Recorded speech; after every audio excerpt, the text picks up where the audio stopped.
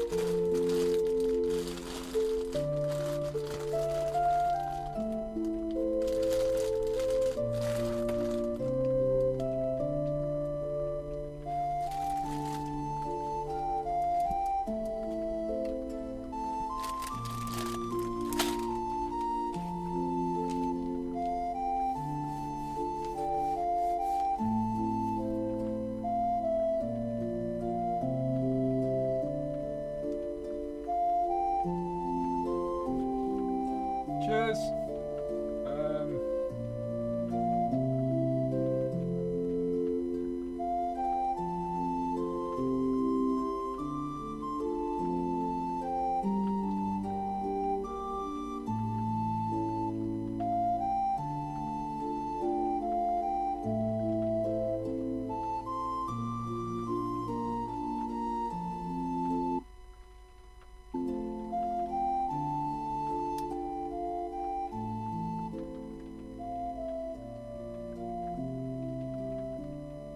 How's that?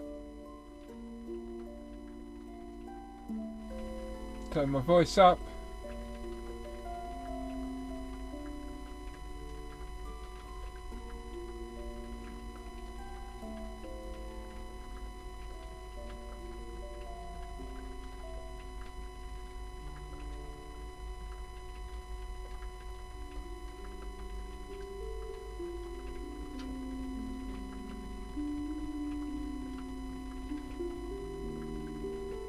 Yeah, okay, cool, that's better.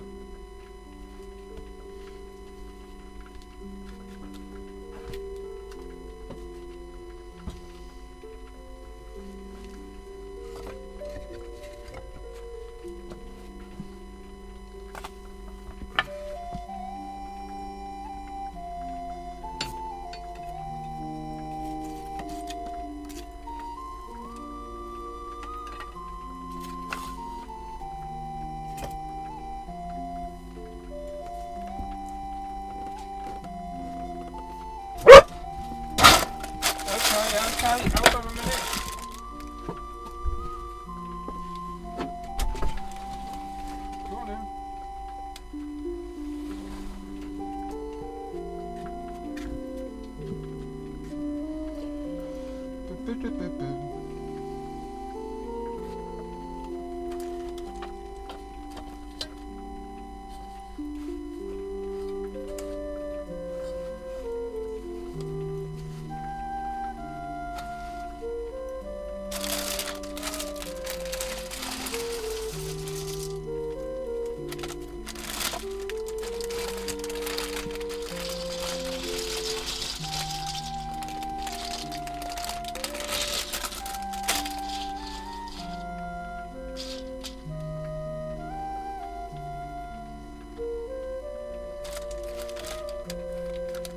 I'm a most terrible bugger when it comes to pasta.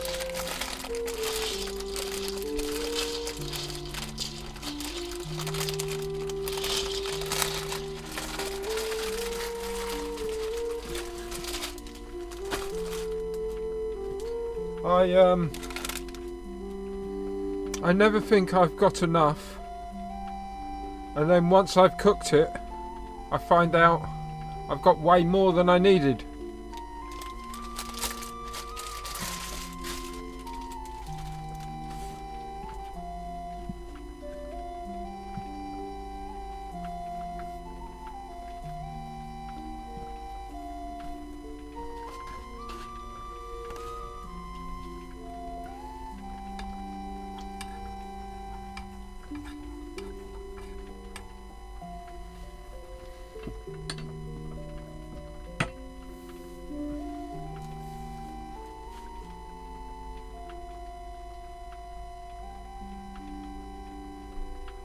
Ah, you can't hear me in the...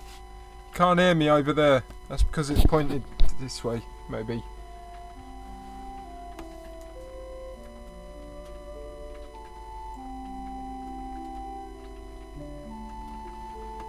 Okay.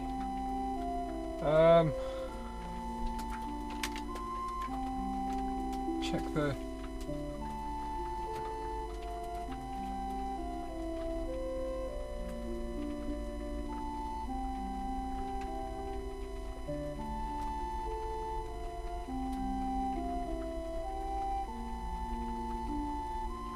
Right, well that's changed to the same microphone, but you shouldn't hear that. That should be... No, I shouldn't have clicked that.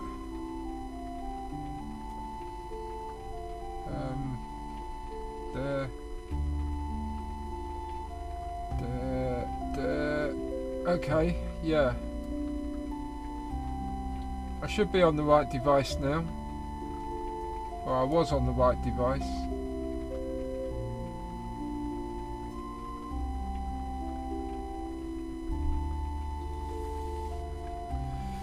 Yeah, I guess it's because I was over there fiddling with pasta.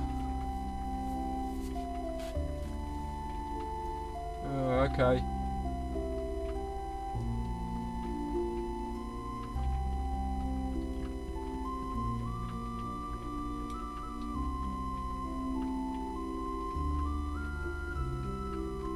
Okay, cool. Yeah.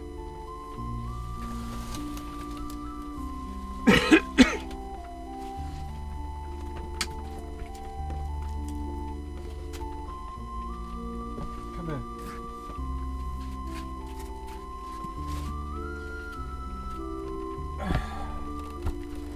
Really?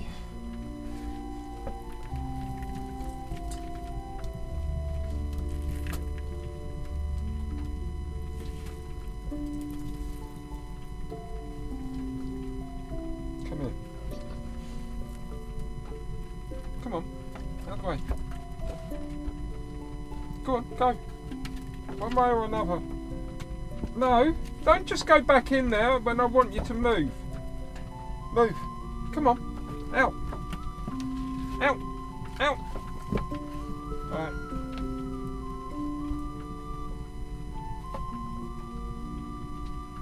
You can go back in here in a minute.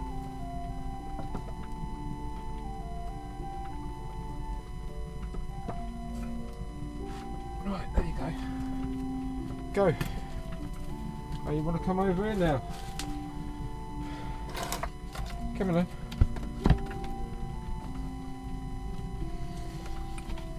door.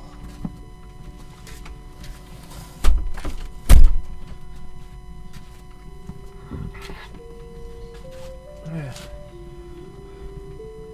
Smidge said he'd be along in an hour's time.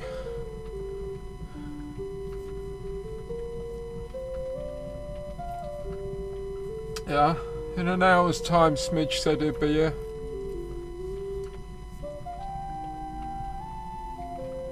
I don't know what Rakes is up to.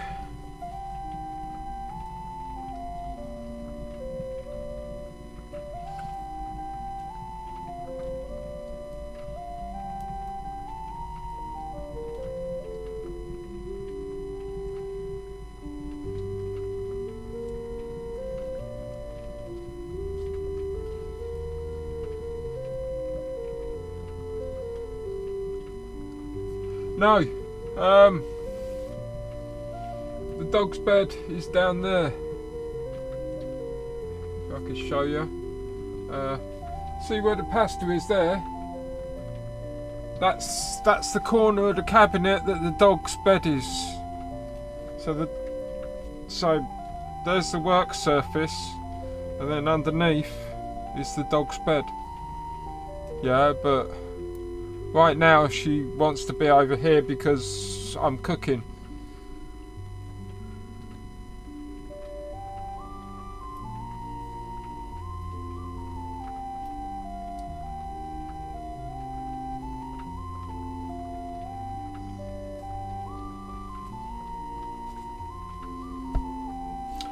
Yeah.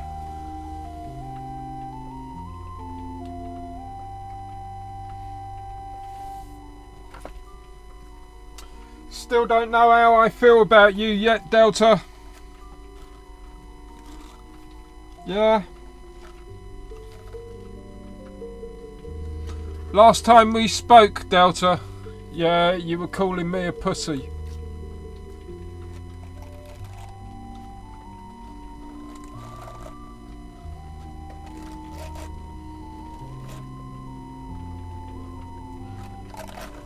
Yeah, so I ain't talking about it. I ain't talking about it, but I'm still not okay about it.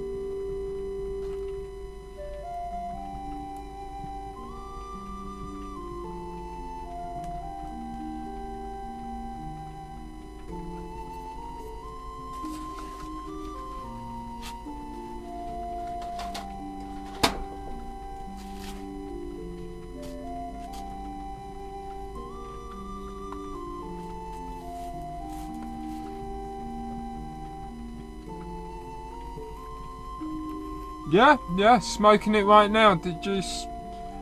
That's what I just got out of that silver tray.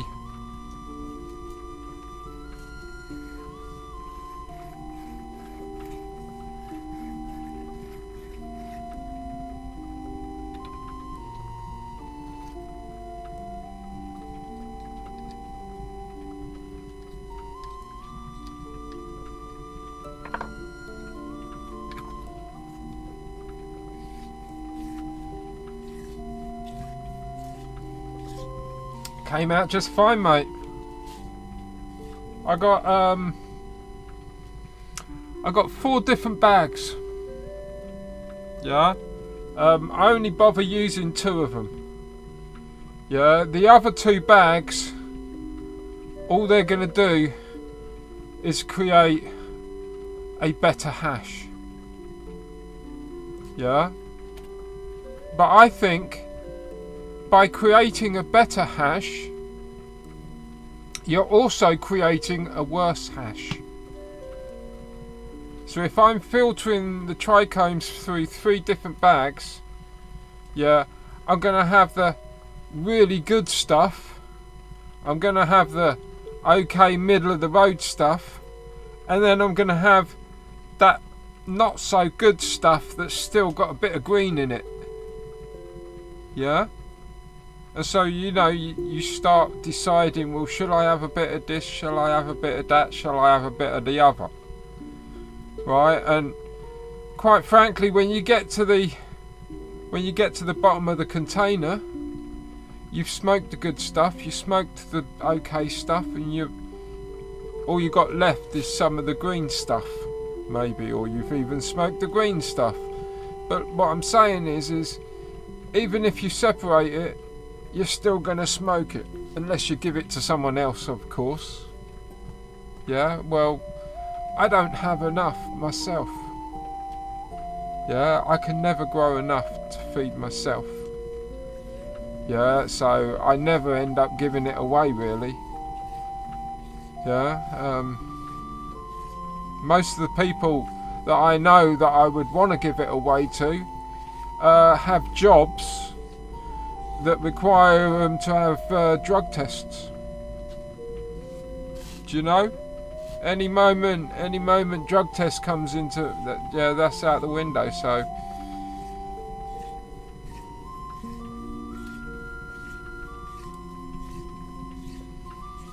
yeah, so well, now here in February, I'm running out of flour.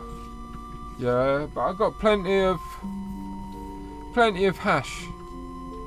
Yeah, and so I grind what's left of my flour with a bit of hash, which is what I just did. Yeah, and in a moment I'm going to put some of it in my pipe, and then with luck, yeah, I won't choke on it. Yeah, but I've got a cat. Yeah, I got a cat. I got a dog. Yeah, and I got long hair. Yeah, so there's no guarantee that you won't see me hurl.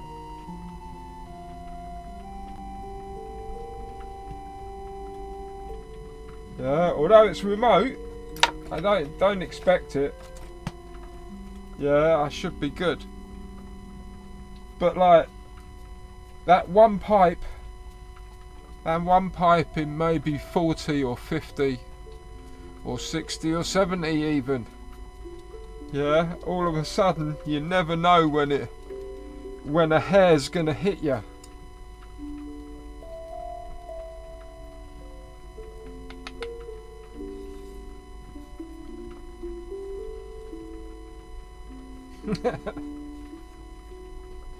Yeah, well, it should be good.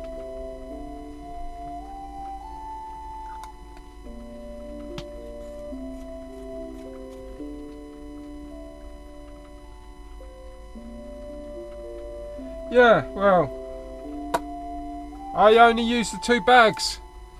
If you watch the video, I only used 2 bags. 1 bag to take the plant matter, yeah, and another one to separate the trichomes from the water. Yeah, but I like to think I do get maximum. I get maximum out of it because I should have recorded the bag before I put it in there. Yeah, because it was all ground up. Yeah, it's not like when normal people do it. Yeah, where they put it in fresh. Yeah, or they put it in the freezer fresh.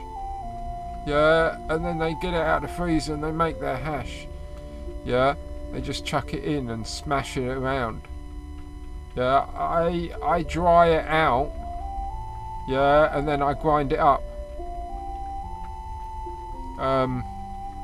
I very much believe, yeah, that the more finer the particle of plant matter, yeah, when you mix it up in suspension of the water, yeah, the ice and the water and everything, okay,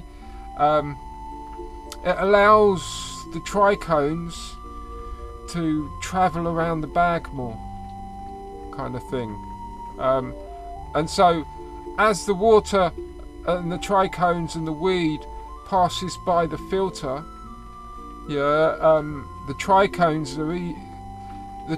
fall out of the plant matter a lot easier to pass through the filter.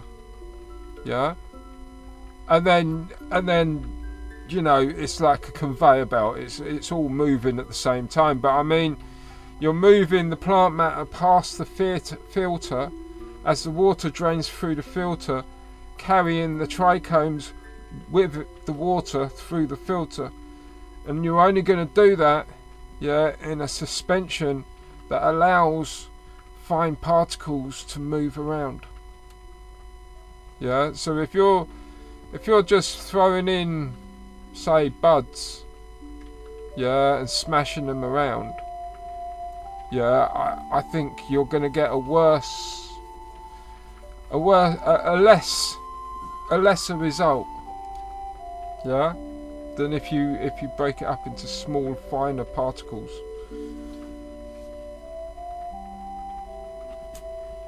Well,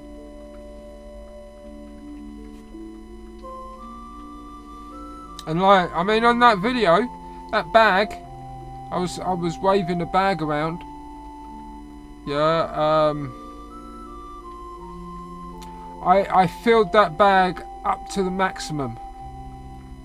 Yeah, and then I gently padded it down, padded the air out of it.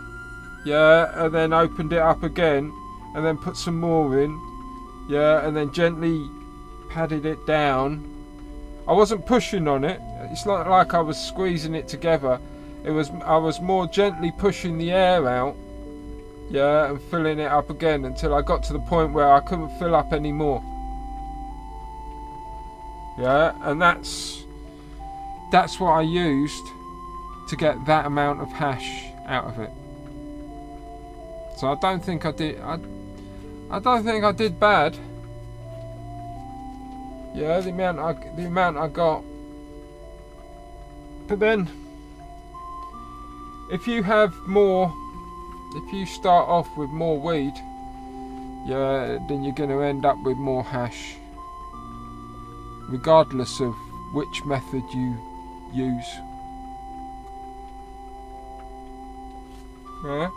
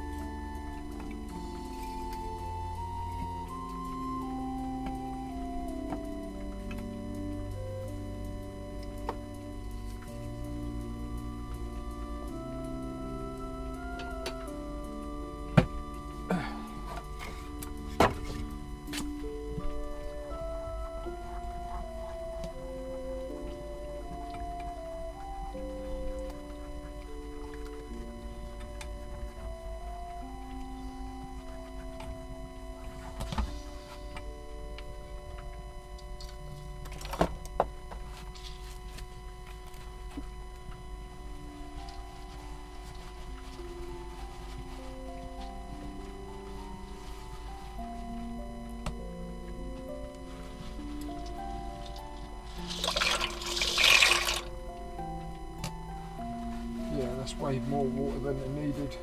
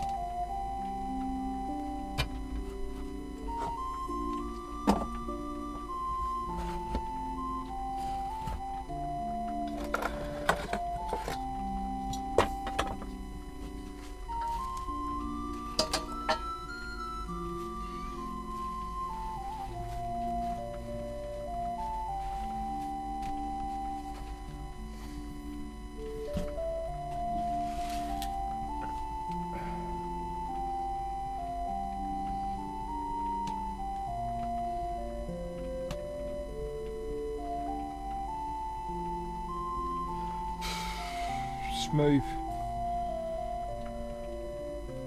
Suppose what smooth is furthest away from rough, and rough is a matter of contaminants, you know, stuff that isn't trichomes. Yeah, because I've seen those guys bang those drums in Morocco. Yeah, they sit there for ages, fucking dun dun dun dun dun dun dun dun dun dun dun dun dun on these hash drums. Yeah, and then afterwards they just scoop it all out. Yeah. Who's to say that method isn't smoother? It's all trichomes.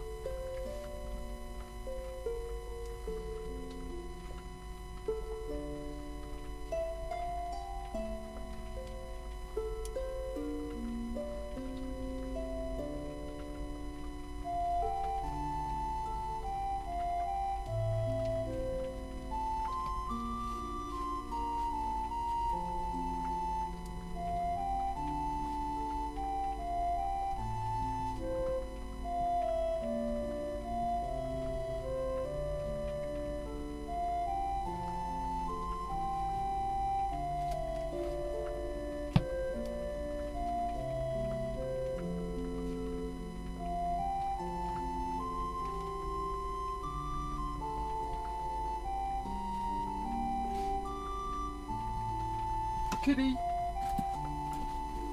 you want some cheese?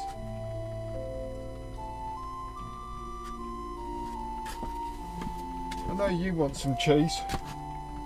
Yeah. Okay.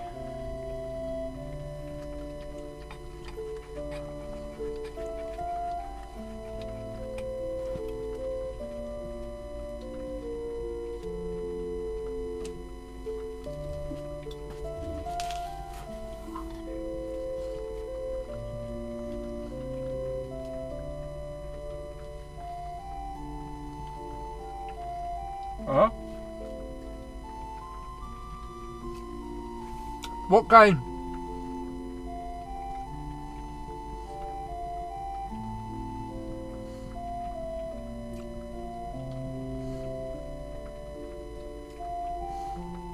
Yeah, I'm playing Baldur's Gate at the moment.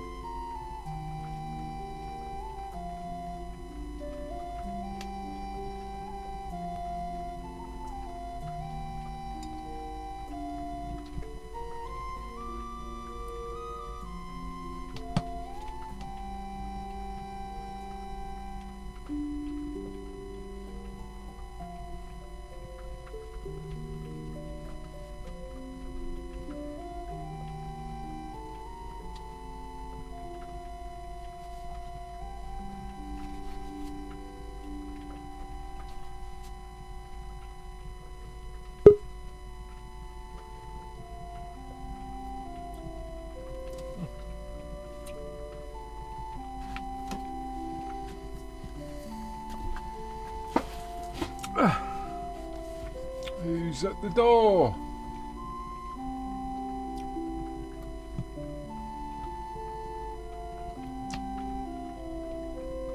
It's Smidge. Hello, can you hear me okay?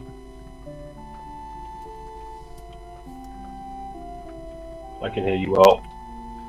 Cool. I'm just cooking my dinner. Oh, nice. How are you? How are you battling against the rain?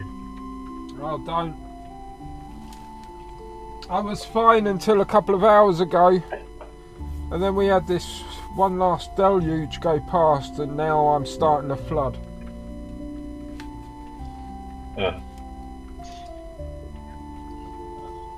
It's just like a centimetre on. It's just like a centimetre on the ground. Yeah, it's not very deep. It's not like deep. It's not like ankle deep or anything. You know what I mean? Yeah, but it's just a thin layer of water on the floor. Yeah, on that side. Okay. Yeah, and of course this side is a little bit slightly raised up above. Yeah, I remember. Yeah. Yeah. I honestly thought I was going to get away with it. It's been pretty horrendous weather. What with all this rain we've been having, yeah, I'm amazed it hasn't flooded already. Yeah, but I've been good. It hasn't, stayed away. Yeah, and it was fine until a few hours ago, and then pow! We had another downpour. Yeah, and we're flooded. Yeah, if I don't have any more rain, yeah, by morning I'll just have a wet floor.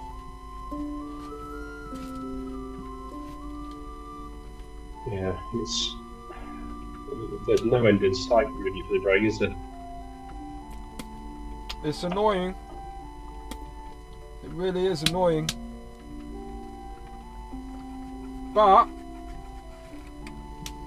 there are people in the country losing their homes. I saw a news report. I saw this news report. Couldn't tell you where in the country it was from. But there's this poor young lady.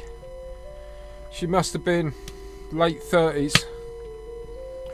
Yeah, and she'd only just bought, I think a year previous, she bought this house. Yeah, and like pow, it's flooded her out. Yeah, and she was telling the reporter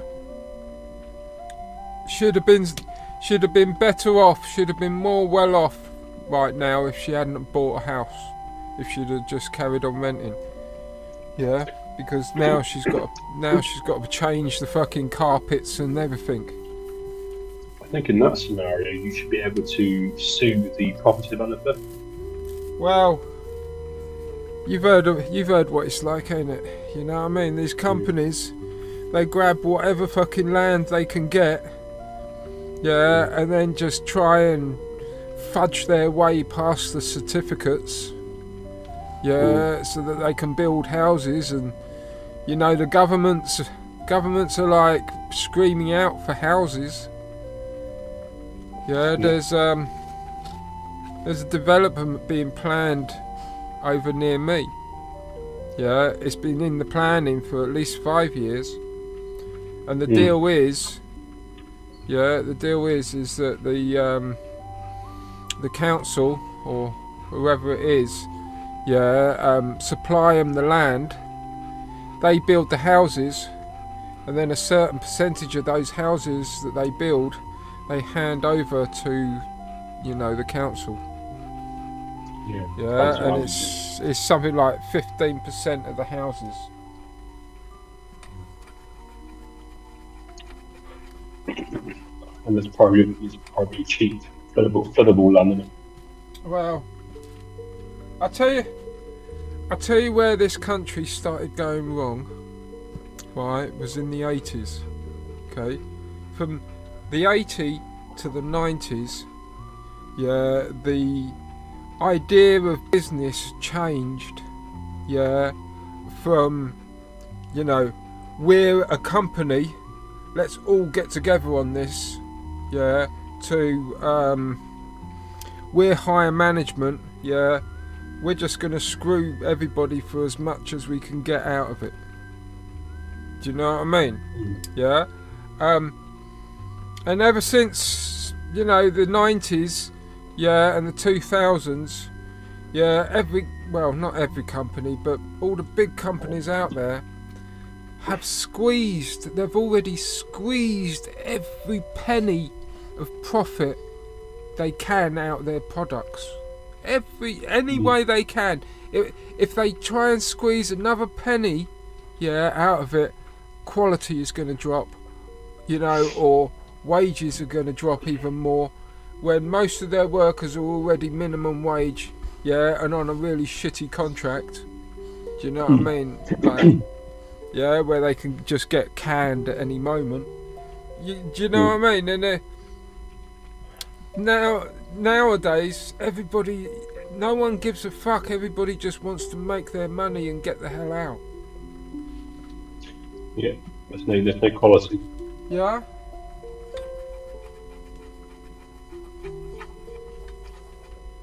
Back in my dad's day, companies really looked after you.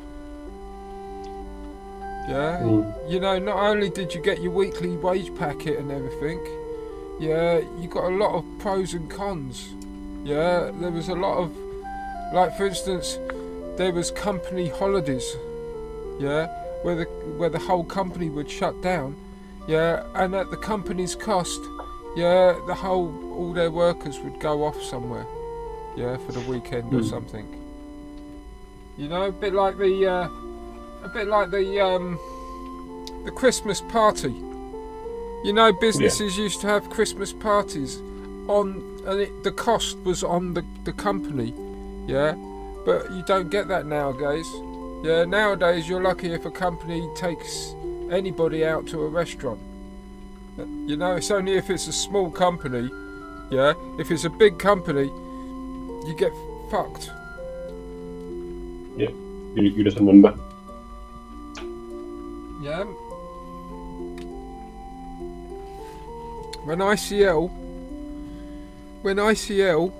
which was the biggest electronics company in this country at the time, when that went under, bankrupt, their employees, got a lot of money.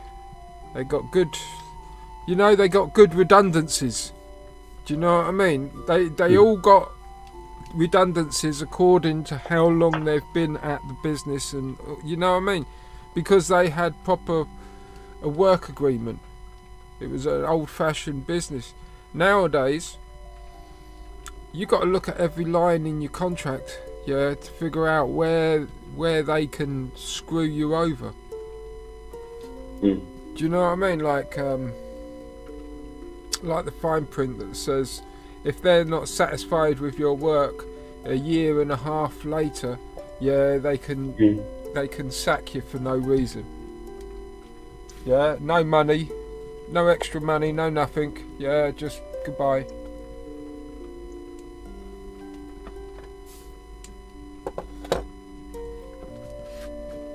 It's a terrible. Yeah, it's not very good. It's a terrible environment. And I hate to say it, the immigrant problem is, I'm not going to go on about who the immigrants are, but we went from like maybe 50 million, to like fucking 80, 90 million. I don't know. Google the numbers. You'll be amazed. You'll be amazed how fast the population of the country has shot up over the last 2 decades. Way more than if everybody was just making babies. Do you know what I mean?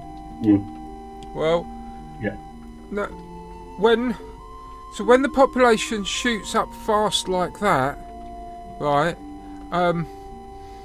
The facilities, that need to be bought for them, don't increase at the same rate.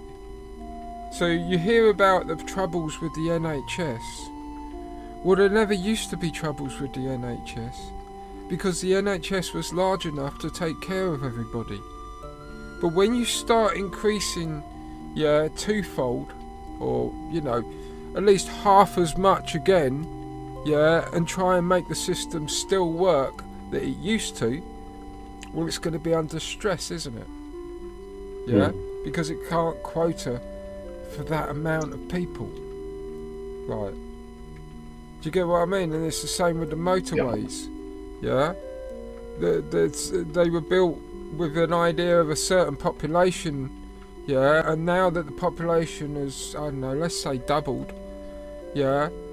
The amount of people on the road is increased. And so the only thing governments can do is try and tighten up who is allowed on the roads. Yeah. By increasing how much people need to pay in taxes and such, yeah, and possibly punishing people and taking their licenses away, or whatever, you know what I mean? But it's as population goes up, yeah, if the infrastructure isn't equally invested, has got equal investment into it, increasing investment, it's going to struggle. That's for sure. Yeah?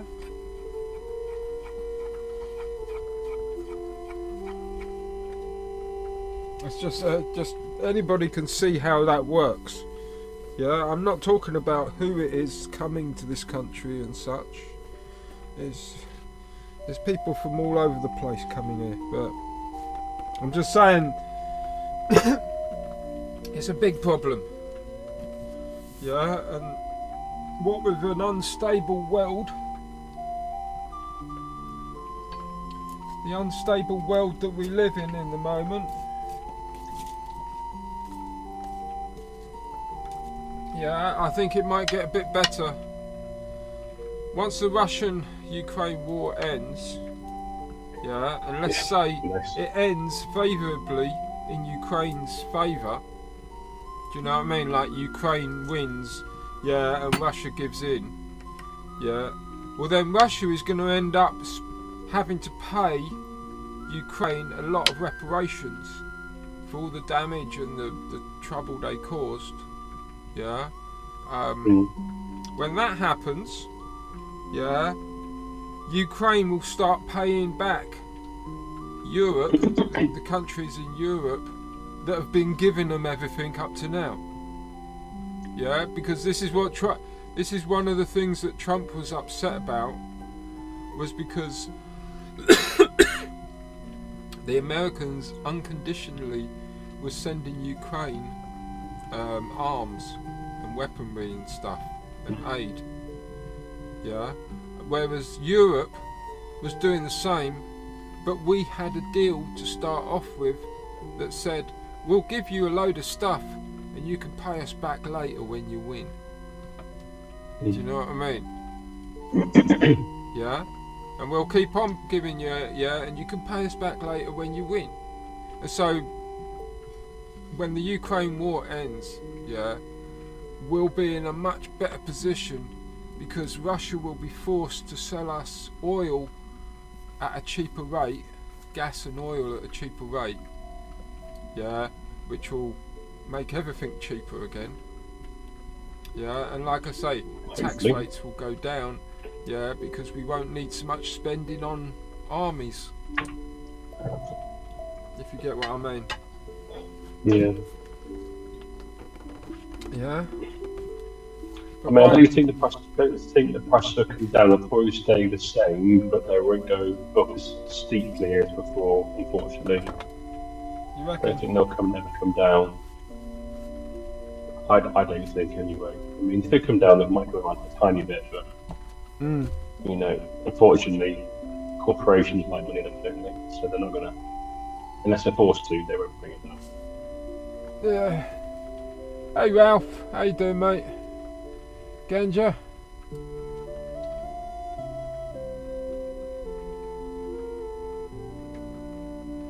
Yeah, welcome, dude. How you doing, fella? Are you streaming? Yeah, I'm live, mate. Did you not know? Nice. I thought that's what you asked for. No, that's fine. Enjoy it. It's cool. It's just, yeah, it's cool, man. Streaming. Yeah. Yeah, Jim's here. Please do not swear. Yeah, Jim's here, Ralph's here. Some Oh, guy Jim. called Ganja. Oh, it's Ganja Nana. Oh, okay. I remember you. Don't you have an Alsatian? I think was it an Alsatian? I feel like you had an Alsatian.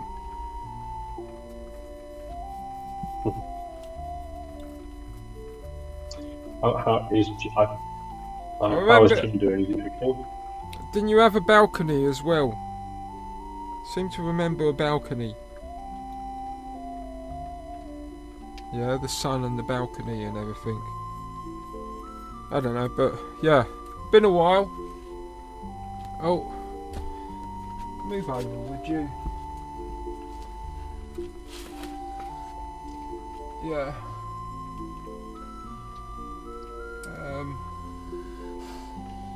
There we go. Sorry, left that on.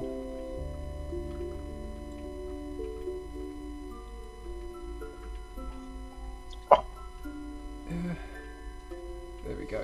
Yeah. Is Rakes? I don't think he's awake at the moment. Okay. Yeah. If you want, it's cool if you want to turn your camera off, mate. I'm fine. That's fine. No worries. Yeah, I could do different things. No, all good. No worries. I could do that. That way you're not full screen. Yeah.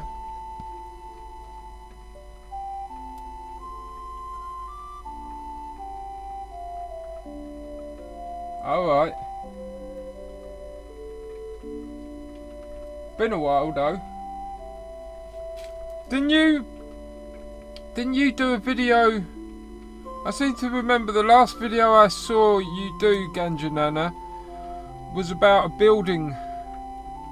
They were building a building, and you were like, "Let's see how it turns out." Am I right? Could be. It was a long time ago, and I've got a terrible memory.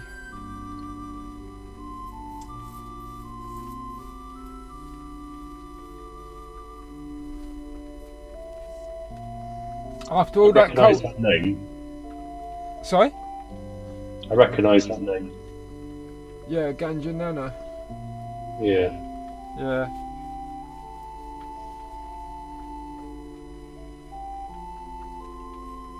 Must be a year or two ago since I last heard from Ganja Nana.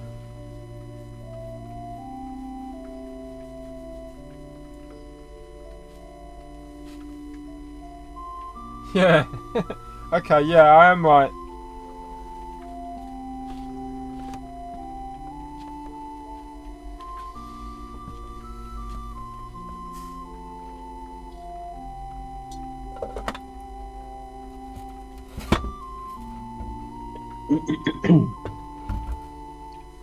This is ready. I've put 2 seeds down just as a tester. Alright, Rake's put 12 seeds into the ground. Yeah, 5 have already come out. Oh, nice. Yeah, he sent me a message. He's like, I'm a grower again. Yeah. That's good. Nice to have a hobby. I mean, it does keep you occupied, doesn't it? Between you and me, I think he was happy that some came out.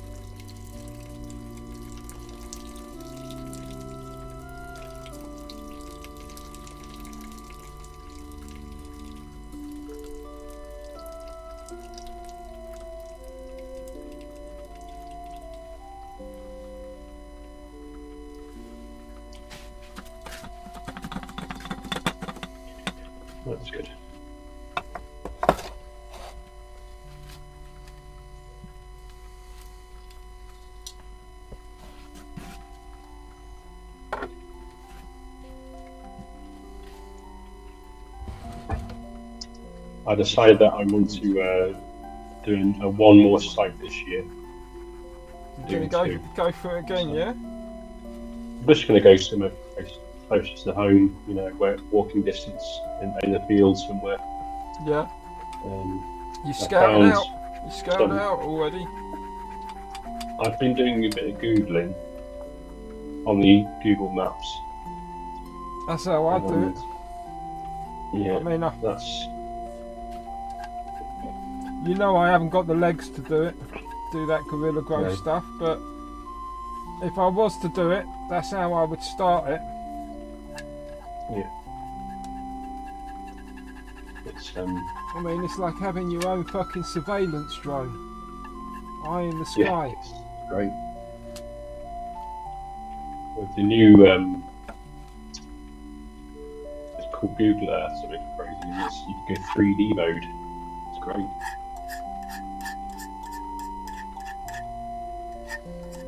Yeah. So I got some ideas. I need some time to go scouting for. I think you should go back to the way you used to. Yeah, Southern Motorway grower. Yeah. That's right. I think you should go back to that. That's a very good idea. It's just finding those sites really. That's next to motorways. There's not much motorways around mine at the moment. Unfortunately. I very much would consider growing next to a motorway. Yeah, all that lovely CO2. Yeah. Well, that's why you do it. Carbon monoxide. Yeah, I myself would do it next to the motorway traffic jams. You know the motorway traffic jams that happen every fucking working day, without fail. You get one in the morning, you get a traffic jam in the morning, you get a traffic jam in the evening. Yeah. Wherever those places are, I would try and look for a place to grow next to that motorway, because you got people fucking just revving their engines next to your grow. Yeah. I did once near a roundabout once. That was quite a lot of traffic around the roundabout. And there you go. Voila. As the French say.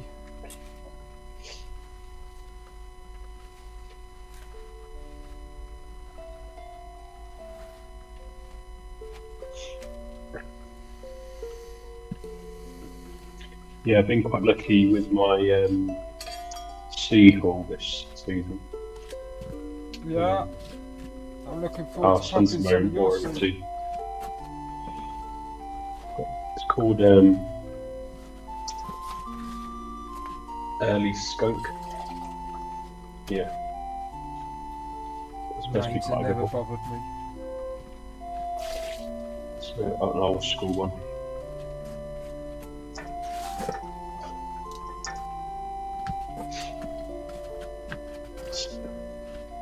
Things like, the skunk #1 with some early strain inside.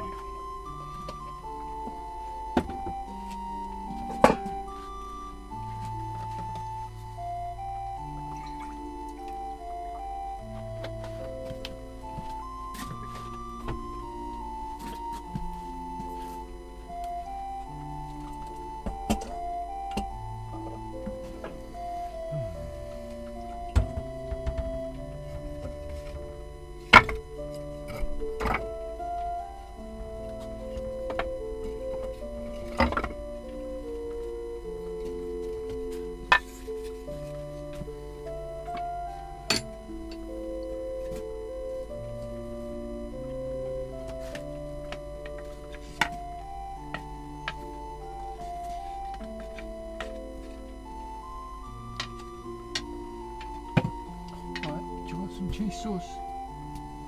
cheese sauce. Come on in. Yeah.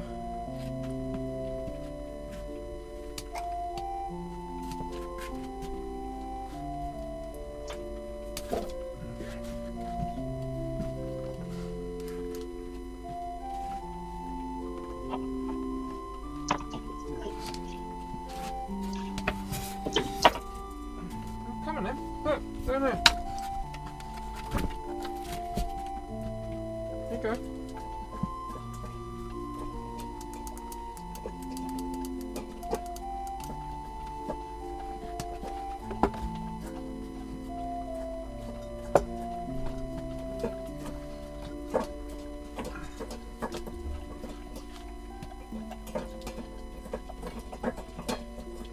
Right, excuse me while I eat. Yeah. What's that, Jim? Okay. You know Jim's talking to us. I can't see the speech on my side. Yeah, that's because you haven't got the live stream open as well. No. How's it doing? Is it alright? Yeah, it's fine. Yeah.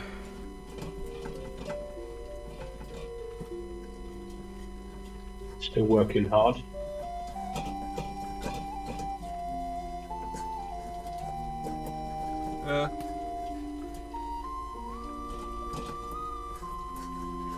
I assume he's still working.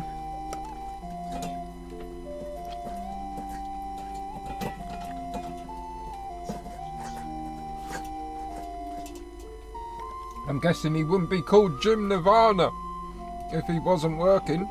That's right. Yeah. It'd be Jim quite annoyed. Yeah. Okay, so that what's he giving me? Matanuska, Northern Alaskan strain was great. It's lovely stuff.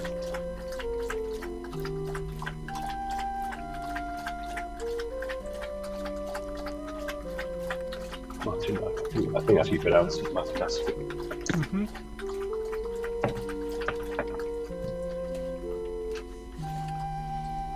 He says, as usual, Smidge.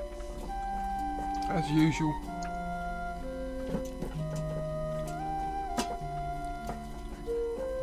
Yeah, thank you very much, Jim, for those scenes. It was great.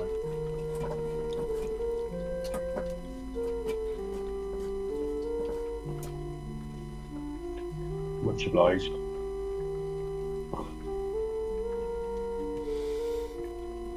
Thanks to what you sent me. I think I've got plenty of seed this year.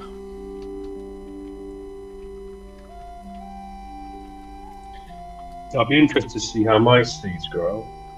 I mean, they're feminized, so Well, I think you'll either have to give them a wait. soak in some water.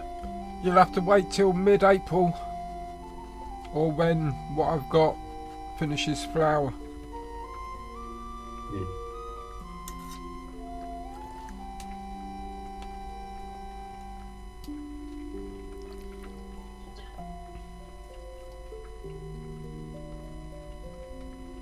I know the feeling, Nana.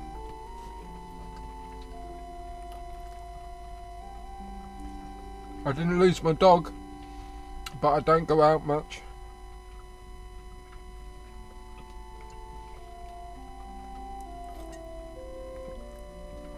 Yeah, if I wasn't walking the dog, I'd probably hardly go out at all.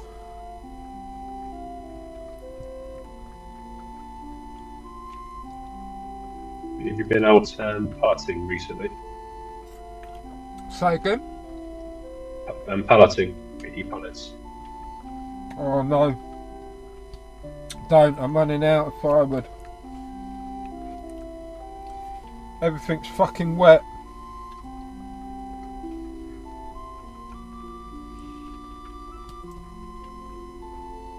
Everything under the sky is wet.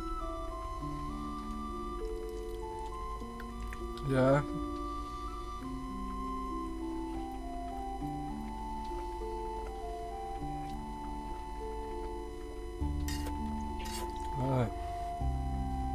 I had plenty enough firewood.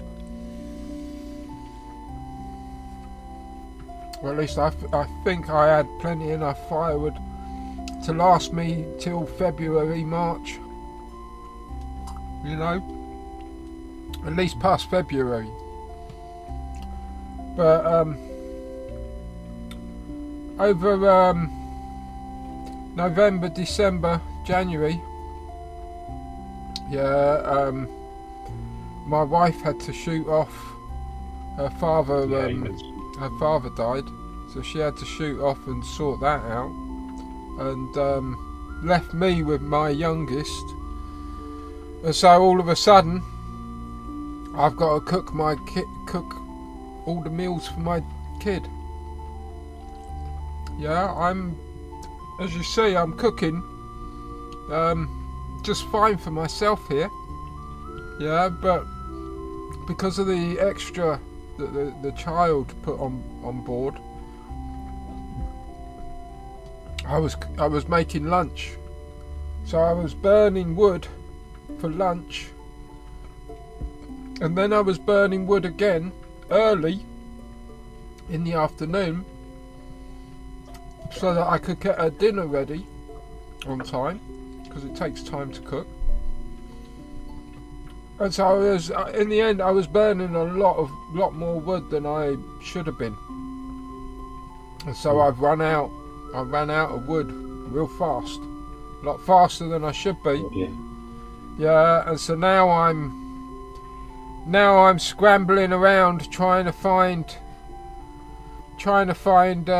wood to burn. Yeah, that's dry. It hasn't been too bad because the weather's been pretty good. It's been pretty warm. But recently it suddenly got real cold and real wet. Yeah, it's been pretty horrific. I'm even considering buying fuel.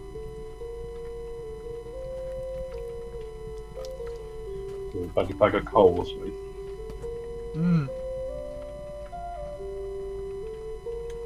25 kilograms of coal have sent me back about £20. I don't know how long 25 kilograms of coal is going to last me. I mean, in your burn, it would last quite a long time, I think. I don't know. 2-3 coals. I don't think I've got the money to spare to buy a bag a week.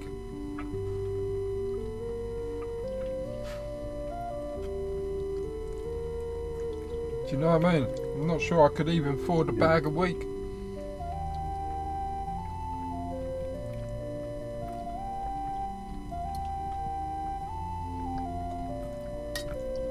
But I'll persevere. I'll pull through. Do you know? You overcome. Are your normal sort of guys not doing parts anymore? They're just wet outside in the factories.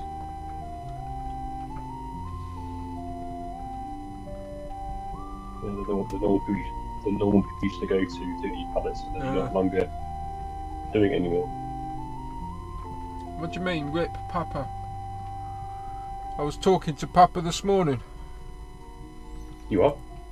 I'm reading what Nana said. Yeah, I'm just catching up with Nana said. Yeah, rip Papa. I was like, Papa's not dead. No. Is it? No. He better not be dead, because I spoke to him this morning.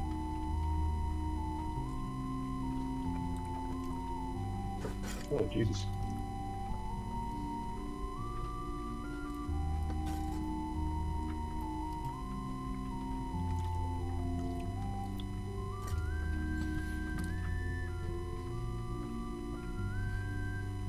Is there any more context to what you said?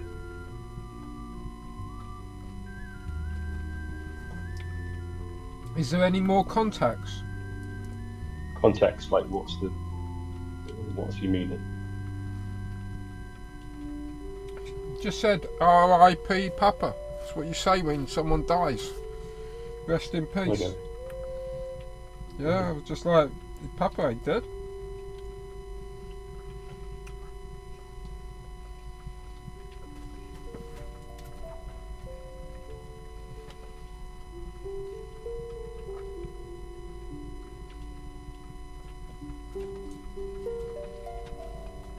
Yeah, that's I haven't got a standard fire, Jim. Yeah?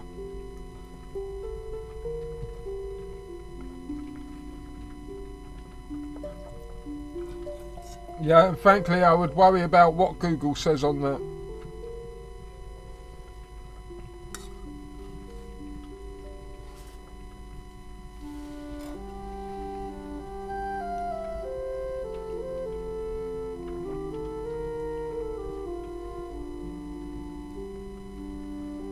Yeah. I knew a guy. He had an open fire. 25 kilo of bag of coal lasted him 2 days. Yeah, simply because he had an open fire and all the heat was going up the chimney.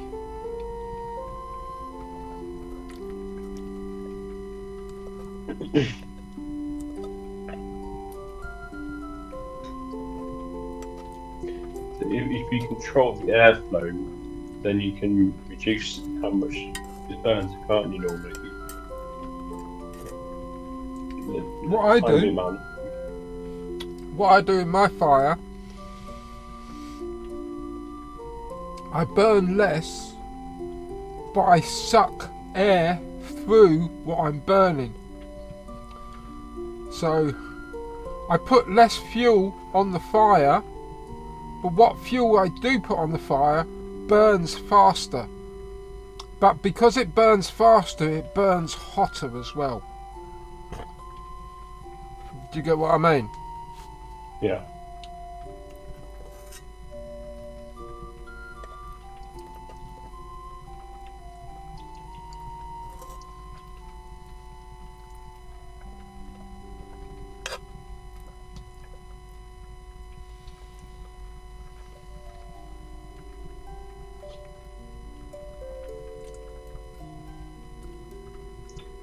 Yeah, As plus... the ganja dude says what he means about R.I.P. Papa, does he come back to you about that? I don't know.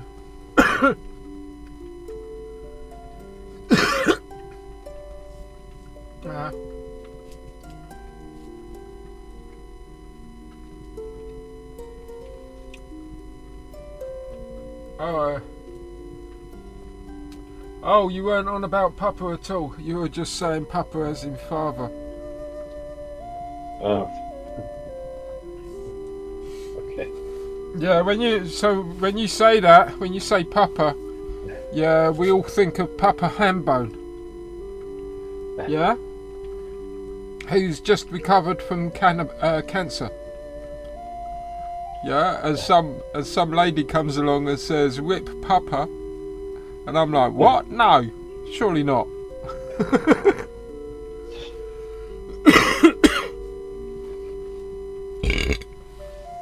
Getting a bit worried then. Yeah. Right, you want some, yeah? Yeah.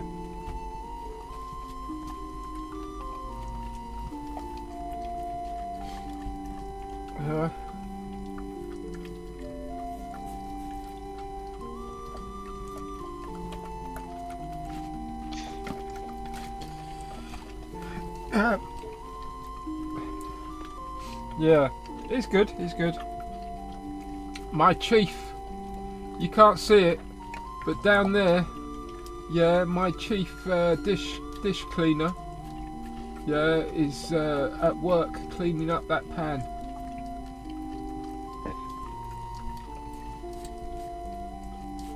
Yeah. She's quite good at her job.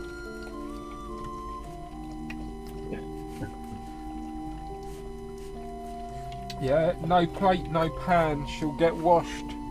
Yeah, while there's still food on it.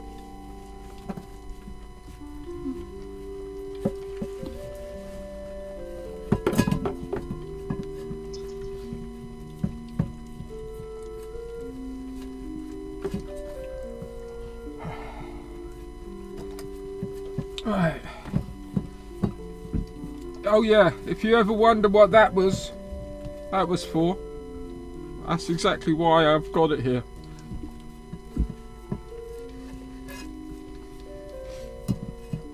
Yeah, I've got another one of these over there, hanging up. Both. Yeah.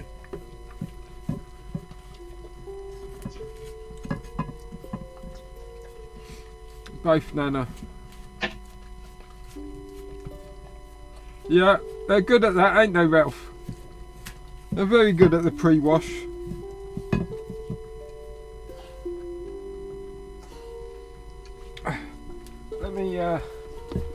Let me move this cup out of the way. I love her to pieces, but she's a clumsy fuck.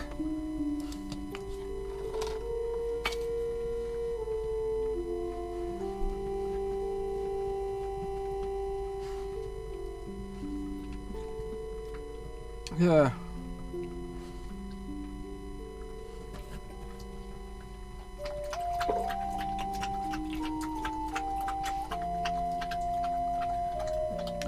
She had some spicy noodles earlier today. Yeah, she had them just fine. I like to, when I eat noodles, you know those cheap noodles?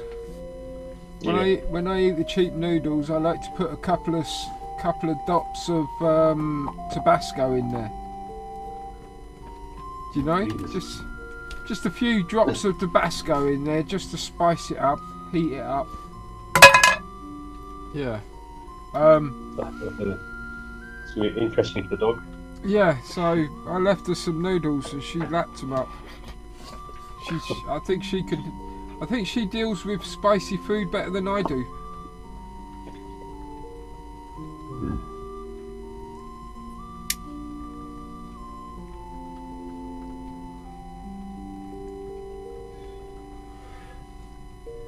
I said earlier, Jim, what game is it you're playing?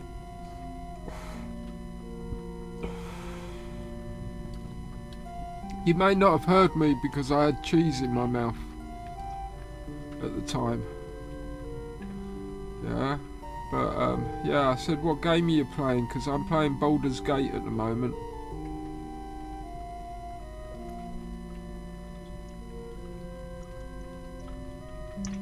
OMG, I'm just going to go and check my missus quickly.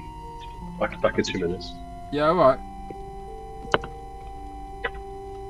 Does it? She's pretty crazy as it is. I'm not sure I notice if she got any crazier. She definitely had a nice drink of water afterwards. Yeah.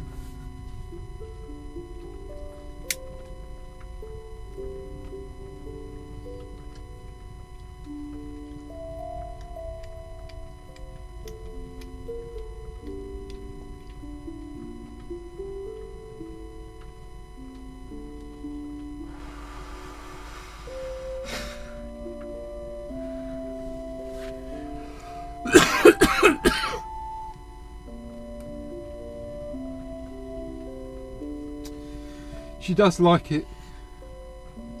Yeah, I gotta avoid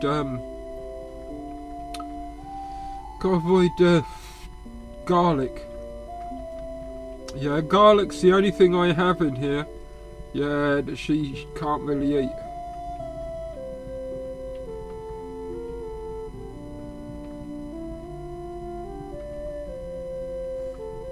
TWS. Team. I don't know what TWS Survivors is. I'm guessing it's is it one of those zombie games? One of those zombie survival games or something?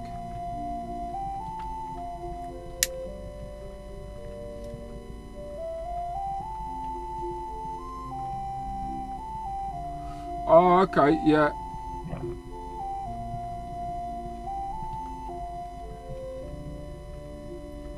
Oh, okay, yeah. I get it. I know. I don't know the game. I know of the game. I've heard of the Walking Dead game. Yeah, don't know much about it. Yeah, but I do understand about events from other games. Do you know what I mean? Like, you don't want to miss events.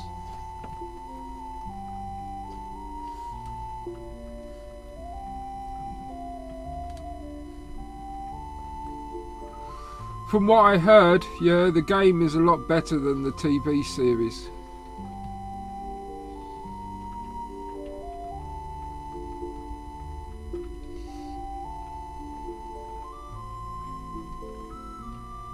But that's as much as I know. I don't know any more than that, Jim.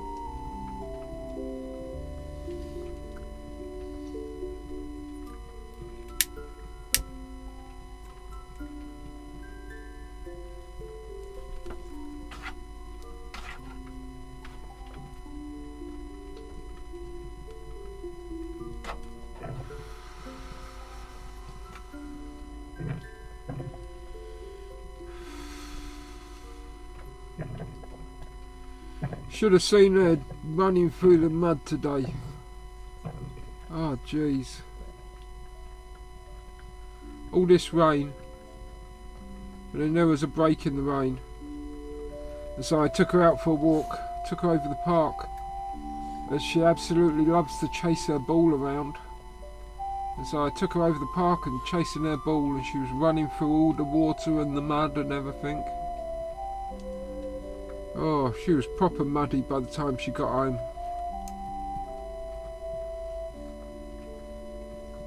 I get it. No, don't diss a phone game.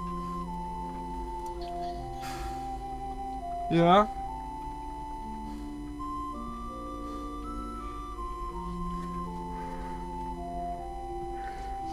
I think any and all games should be judged by the amount of serotonin they feed a player. Do you know? You're giving them whatever the game is. Yeah, it's usually every game is about cause and effect. Yeah, you have to do things in order to gain things. Yeah, through doing, yeah, gives you the possibility of getting stronger, getting better, getting something new, whatever it is. And when these things happen, yeah, you get a little serotonin spike. Yeah, which, let's face it, we could boil it all down to, does it make you happy? Yeah.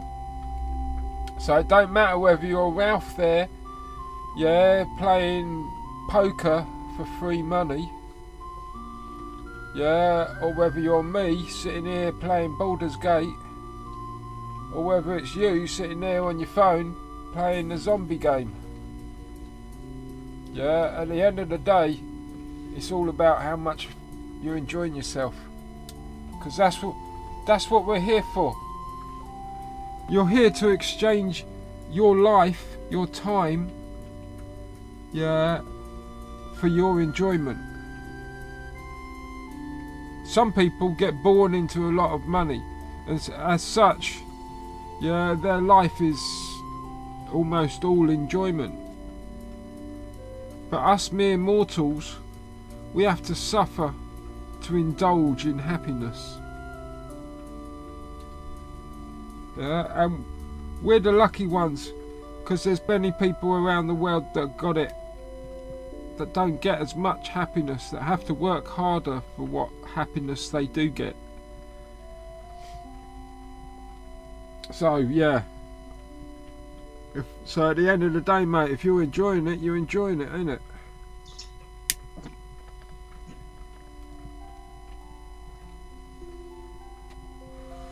Although, wouldn't you be enjoying it a bit more if you were looking at it on an iPad or something? Yeah, a tablet, not an iPad, a tablet, I mean.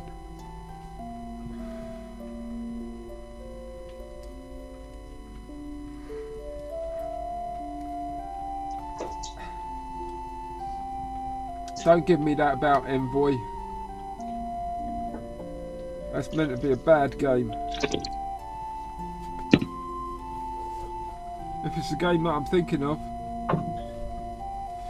So I heard that, so there's some games out there that are not made as a game, they're made as a advertisement, yeah, in order to sucker people in to come looking for the game, yeah, and then when people come looking for the game, yeah, then you hit them with the malware.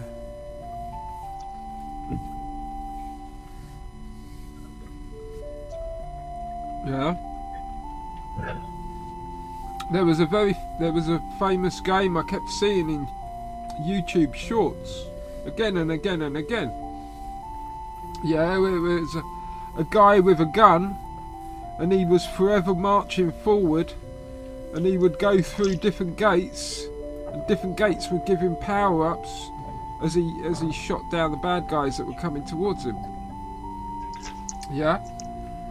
And I saw a program that said that game is a fake.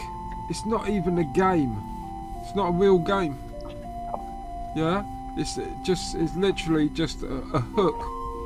Yeah, for them to try and hit you with malware.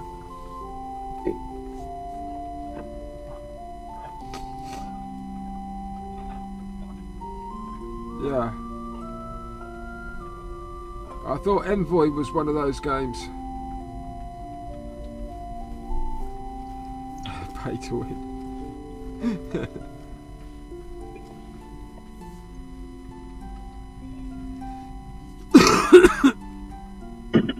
Yeah. My wife plays a very similar game. She says the same thing.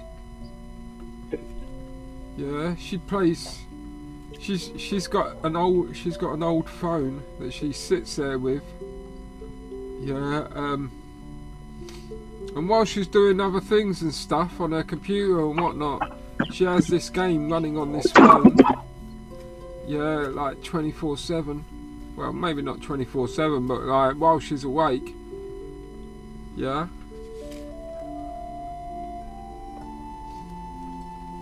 She just has it on her old phone, like. But she says the same. People come along and pay to win.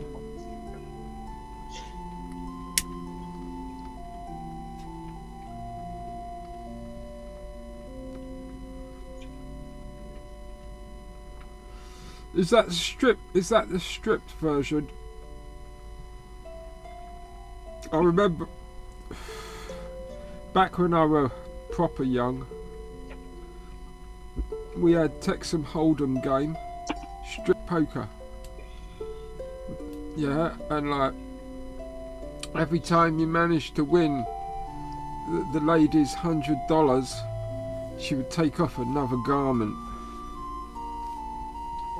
Yeah, and this was in like 1990.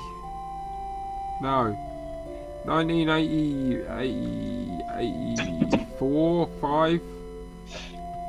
1985 graphics. Yeah.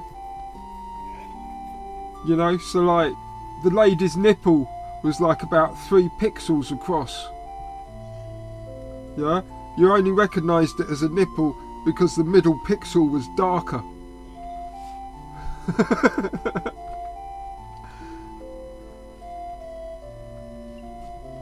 Yeah, 64.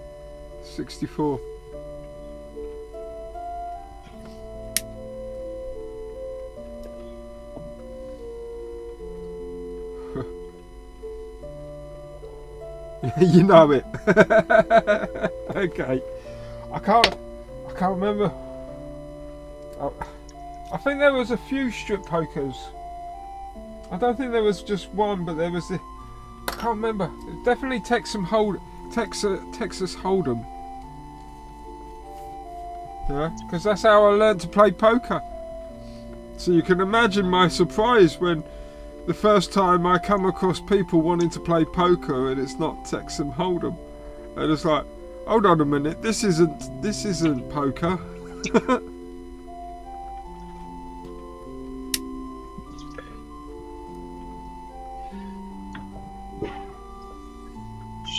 I've got the smoke out the window. Do what you got to. Not lighting my shed anymore. Get yourself a fan.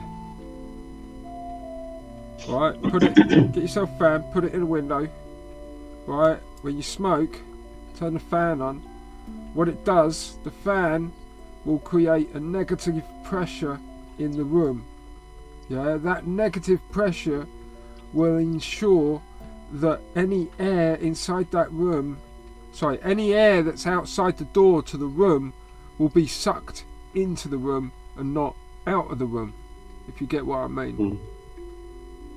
Yeah, and so long as you can maintain that that lower pressure in the room with the fan, yeah, the smell will always go out the window.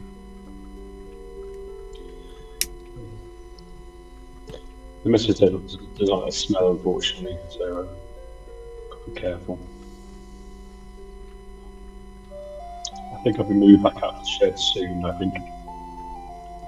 I wouldn't be so quick about that. I think we may still have some cold weather yet. Hey, Lost Art. Cheers, buddy. I can smoke more freely, yeah. Mind you, nothing's stopping you from putting a jumper and a coat on. Yeah. My problem for you, mate, is if your shed isn't heated, yeah, i.e. if it's not warmer difference inside than it is outside, yeah, you risk stuff getting damp inside. Do you understand what I mean? Because there's a certain humidity in the air that's blowing through your, and it's that humidity is landing on everything, making everything. I don't want to say damp. Yeah, but you know what I mean. It increases the humidity in the room, which then itself, if it reaches too high a level, yeah, it can propagate mould. Yeah, I noticed early on with this shed that I had to be careful with that, because the heating that I had was different to the one I've got now, but the one I had before was a lot smaller, and as such any clothes that I had in here started smelling mouldy, and so I then had to take those clothes, wash them, dry them, and then leave them in the house. Yeah, so I'm not saying that you're keeping clothes in your shed, but I'm just saying if there's any cloth,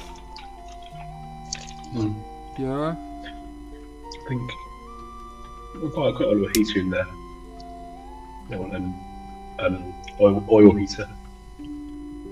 If the oil heater's been, if you've left the oil heater on, then it'll be fine. Yeah, because once you heat the air in the room up, yeah, it's just a question of how much air is being exchanged. Yeah, because you're heating the air up inside the shed. As air warms up, it can carry more moisture. Yeah, when air cools down, yeah, it forces precipitation, because the air can no longer carry that amount of moisture. Yeah, like so. As the room warms the air up, yeah, it'll always be carrying more moisture out of the shed than what it carries into the shed, if you get what I mean. Do you see what? Yeah. Do you know what I mean? So if you were to do it the other way round, so if you were to cool down the shed so it was colder than what was outside the shed, yeah, then what would happen was as the air came in, it would get colder and then it would shed its moisture as it passed through the shed. Yeah. And it would get a lot more damper. Yeah. Since the tent's gone, it's definitely more colder for sure. Yeah, like I say, it was a fucking shock when I smelt my jumper. I was going to put my jumper on, I put it on, I smelt it, I was like, fuck, that stinks. Well, maybe my wife just has called me. I'll be just 2 minutes. Yeah, there's Papa. There's Papa Ganjanana. Yeah, I'm sure he's not dead. He just said cheers. He's doing well for a dead man anyway.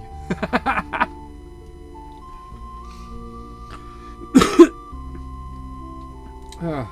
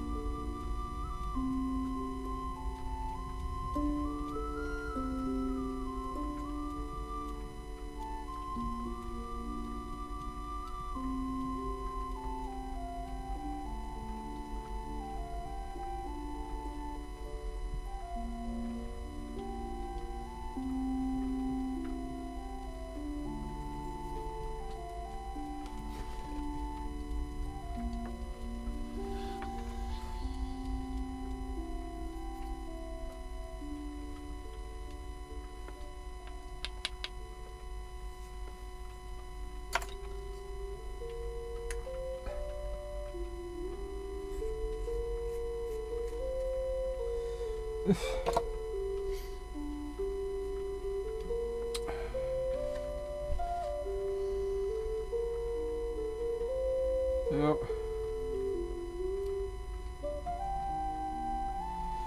It's just like mice. How do you control mice? Yeah? It's difficult to stop them, it's difficult to catch them. There, they multiply really fast. Yeah, so the best way to control mice is to control their food source. Yeah, I had mice over winter. Yeah, I couldn't tell you how much. Yeah, just maybe one or two. Yeah, caught them eating the cat food.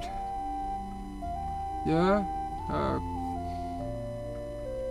Once I moved the cat food out the way, they started moving around a lot more because they started getting hungry. And my cats caught one the other day. So I don't know whether there's a second one or not. But my point being is you could you control mice, yeah, with food. Okay? Or you control mold with moisture. Yeah? We all know that as growers, don't we? We all know once we get the harvest in, yeah, and we start curing, yeah, we take that moisture level down to, what is it, 65%? 65% humidity in the jar, yeah, and then we try and keep it there for a long while. Yeah, simply because 65% humidity is that cut-off point, yeah, where mould can no longer propagate.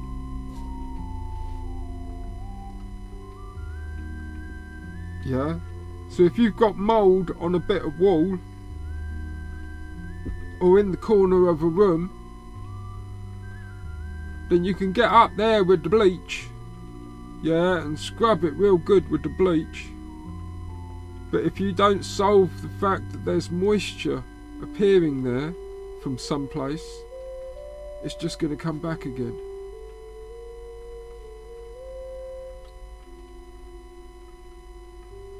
Yeah, it's really difficult sometimes, especially in a house, to actually trace back where that mould is coming from, because sometimes it can be as simple as an occasional drip in the loft. Yeah, or it can be like the that bit just underneath the gutters on the outside of the house. It could be like somewhere there could have failed. Yeah, and the wind is coming in. Yeah, and as I say, yeah, if it's colder in your loft than it is outside, yeah, then any wind that comes into your loft is going to deposit moisture before it leaves. So that, you know what I mean? So many different reasons for mould in a house, and I'm really not qualified to be able to diagnose anything.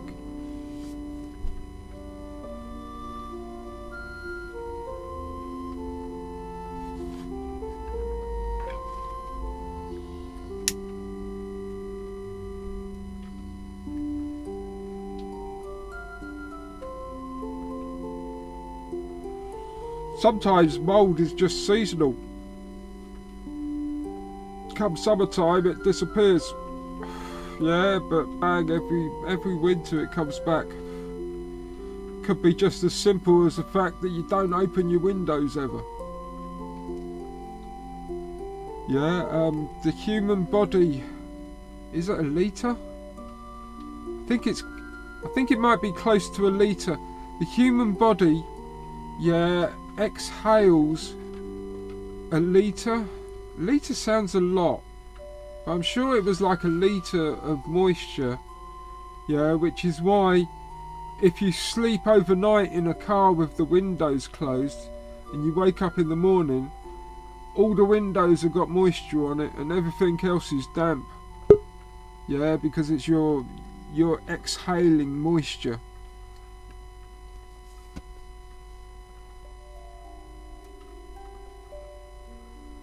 Yeah, I'm getting to it. There you go. Sorry, dude. Yeah, no worries.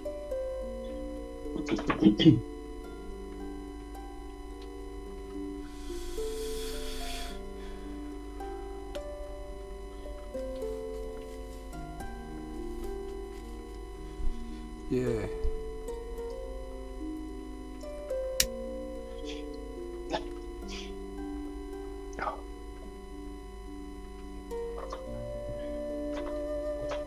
Did you get all these things sorted before OMG? Things we're talking about? What things? Regarding your council thing and job centre. I haven't been back yet. Okay. Yeah, I haven't been back to see him yet. I'm expecting another appointment sometime soon.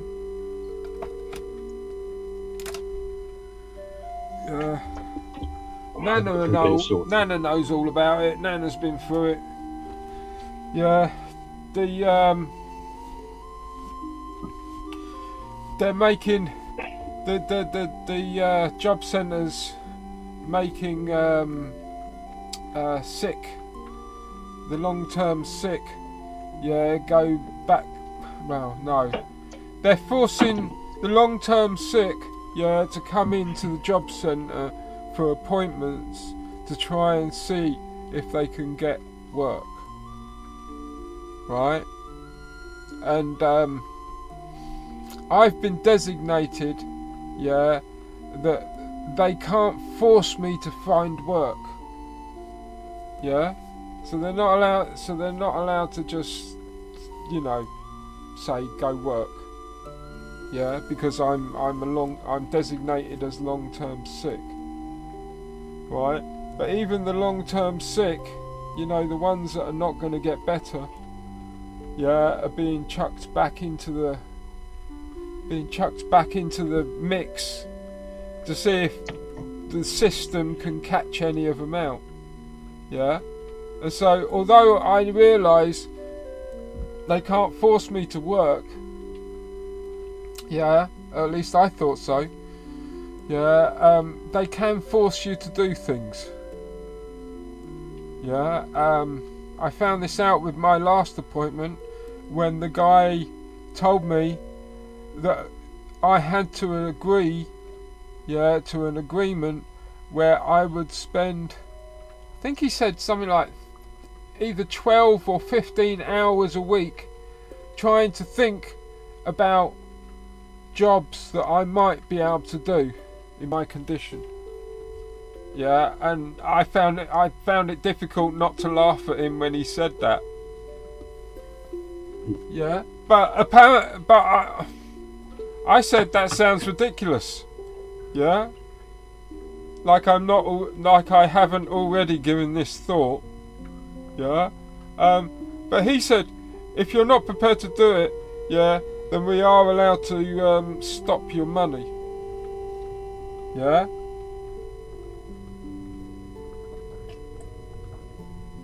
I said, so how is this not forcing me back to work? He said, I'm not telling you to go back to work, I'm telling you to go think about it.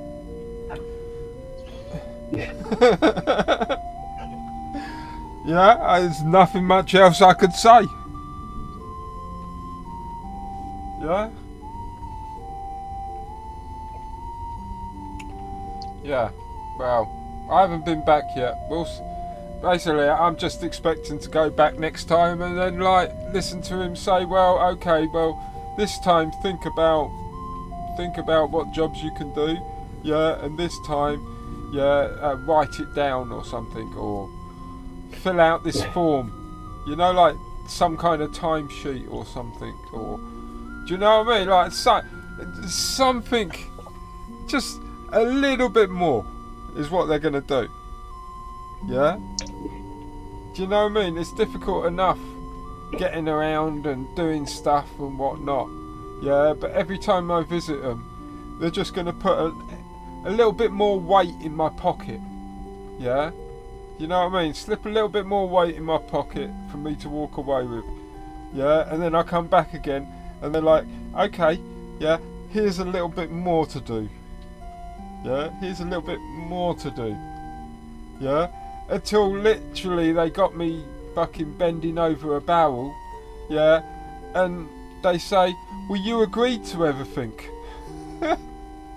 It's like, I agreed to it all. Like, it was some kind of 50-50, we came to the conclusion that this was the good thing to do.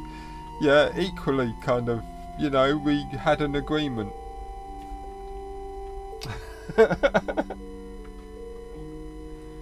Yeah, well, I think Labour are trying to get this pushed out minimum. Good old Labour. A work coach, yeah, I think I spoke to a work coach. Yeah, I started going through all my health problems. Yeah, I think she realised when I started getting to the point where I was like, do you want me to show you? And she was like, no, it's okay. Yeah.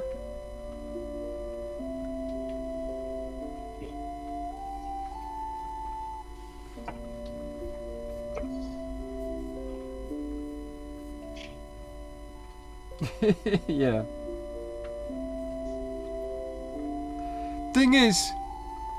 thing is, Nana, as you well know, right?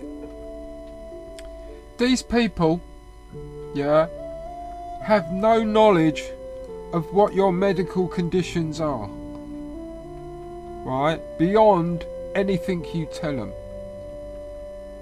you know. So when they're like, well, why don't you do an office job? And you're like, yeah, well, I got piles or something, you know what I mean? Or so you got some kind of condition where you can't do an office job. And so you can't just say, no, I can't do an office job. You got to be like, yeah, my arse won't let me do an office job because. Yeah, you know what I mean? You're like, why have I got to explain my medical condition to this person? Yeah, when this person is not, they haven't signed a confidentiality fucking clause or anything that forbids them talking about any information they hear at work. These people could quite easily go off and fucking tell everybody about whatever they've fucking found out. There's no confidentiality going on. Yeah, and here we are trying to explain our most embarrassing fucking medical conditions to these people. Oh, it gets, as you can tell, it gets me wound up.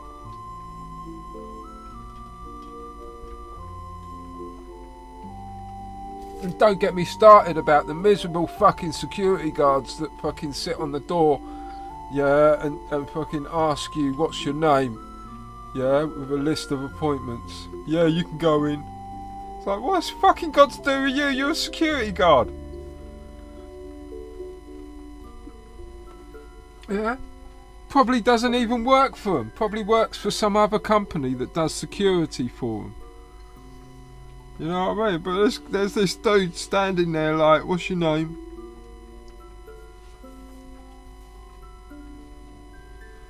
Yeah, well, fuck 'em. Winds me up.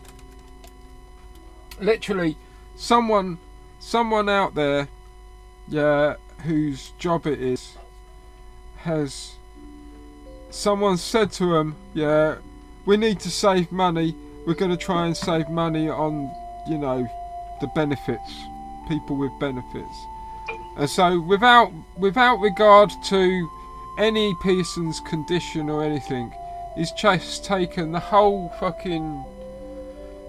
jug of all the people on medical benefits, like, and he just poured a whole lot back into the fucking system. You know what I mean? Just fucking, yeah, anybody that's rightfully fucking disabled is gonna come out okay.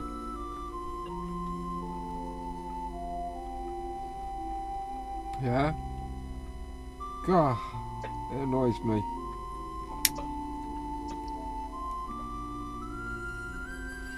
The whole system, the whole benefit system is built to deny you the benefits that you're rightfully meant to receive. Yeah? The whole system is stacked against you. Yeah, from the very beginning. The moment you get any kind of disability, yeah, you have to jump through so many hoops. Yeah, and heaven forbid it be a disability that prevents you from working. Yeah, because until you start getting those benefits, you're not getting an income.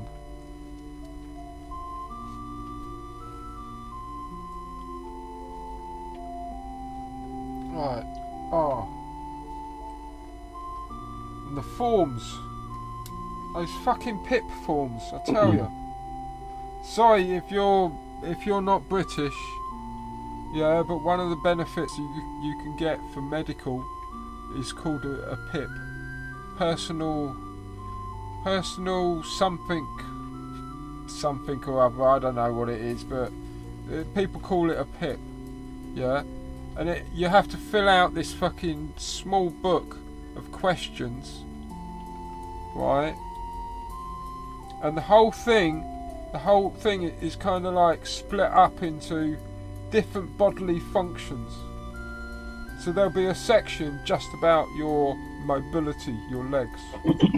Yeah, and there will be a section specifically about your sight or your hearing or whatever, right? And so the way they've constructed this system is so that each section gives different points values.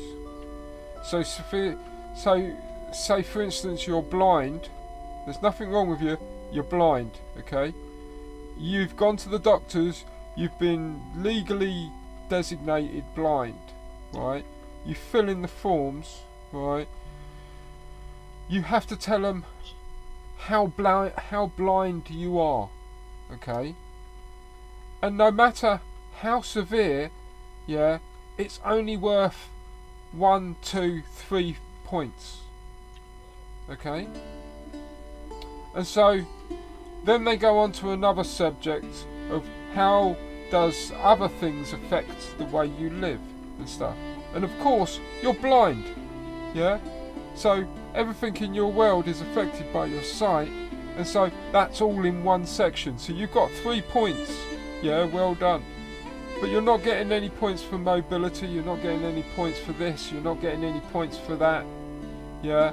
And so at the end of it, what they do is they come along and they add it all up, all your difficulties in life, they add it all up, yeah, and they're like, you got 3 points, yeah, okay, well, we know you're disabled, yeah, but we're going to give you the minimum required to you, you know what I mean, because you've only got 3 points. If you were to say had 6 points, we could have bumped you up to a higher rank and you would have got more benefit, yeah. And so this system is designed that A, if you don't get enough points to begin with, you're not going to get benefits, and B, if you do get benefits, yeah, they're going to keep you on the minimum benefits that they can, yeah, because they expect that when they've done this to you, yeah, you're not going to roll over, you're going to appeal against it, yeah, and it's in the appeal that you finally might get what you want, yeah, because everybody gets denied. So whenever you first apply, you fill out the forms, you first apply, yeah, they can always come back to you more or less with no. But you can apply, yeah, for another judgment. And so if you then apply, because you know you're fucking disabled, you apply again, and then they give it to you, but you get the minimum. Yeah, the way the forms are made out, if I lose one of my legs at the knee down, yeah, I won't get any benefits. Yeah, that's not benefit worth.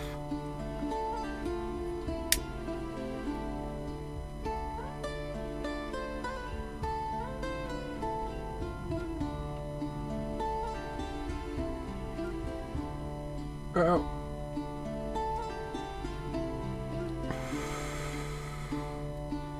the whole system is stacked against you. It really is. Yeah, you got to fight. You got to fight the system. Yeah, Citizens Advice Bureau.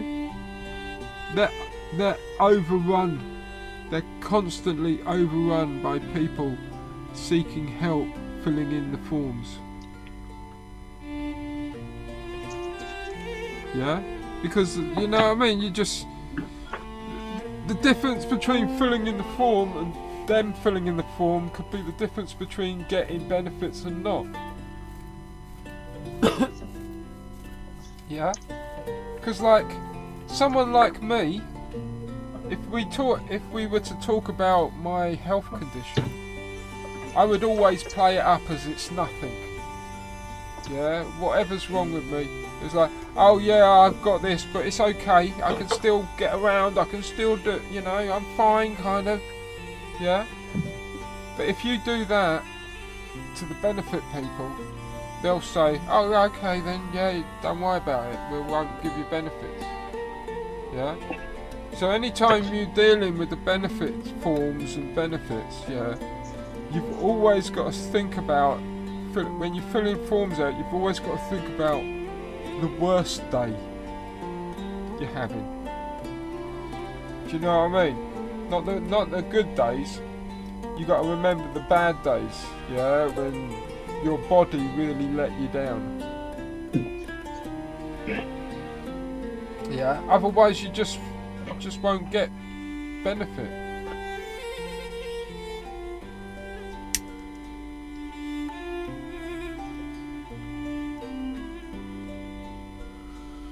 Yeah, and then after all that, yeah, you got to then come home and listen to the media going on about how the government, yeah, is knuckling down on fucking benefit scroungers. Do you know what I mean? Like the pittance that the government give you in the end in fucking benefits, yeah, and there's media fucking calling you a benefit scrounger. Yeah? And the government want to fucking... The government are fed up with the benefits, the welfare system. Yeah, because the welfare system costs something like 80 billion a year. Yeah? And then you find out that they've offered fucking some place in another country, yeah, 50 billion. Yeah, under some kind of deal or something, yeah, or the government have done some kind of deal and it's all gone wrong and it's already cost fucking a load of money. You know, like 100 billion has gone down the drain. What was it, that fucking railway, London to Birmingham railway? Yeah, it's already HS2. fucking, yeah, it's already cost like 5 times as much as it started out at. And it's still not finished. Yeah? That's costing a huge amount. And they're still fucking moaning about the billions they spend on welfare. Oh. It does my head in. It really does my head in.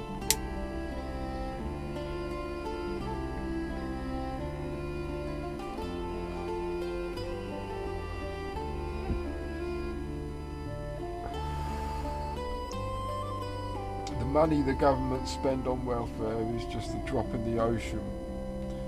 Yeah, the money they fucking spend. And even then, they fucking borrow. That's the problem with this fucking country. Every government, yeah, keeps fucking borrowing money. Yeah, until we're fucking borrowed up to the eyeballs. Yeah, I think we owe 100 billion in fucking...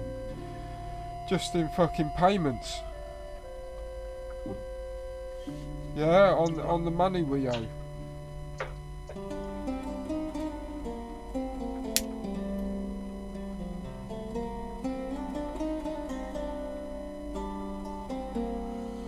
Yeah, I've been watching this chap. He's doing these videos. I've not once managed to get through a single one of his videos. Okay. What he does is he researches into government deals. Yeah, and for the life of me, I don't know enough to know whether he's telling the truth or not. But he sounds very convincing, even for someone like me, yeah, who is at least better than average intelligence, I would hope. Yeah, but he goes on about how the government system is stacked against us. Yeah.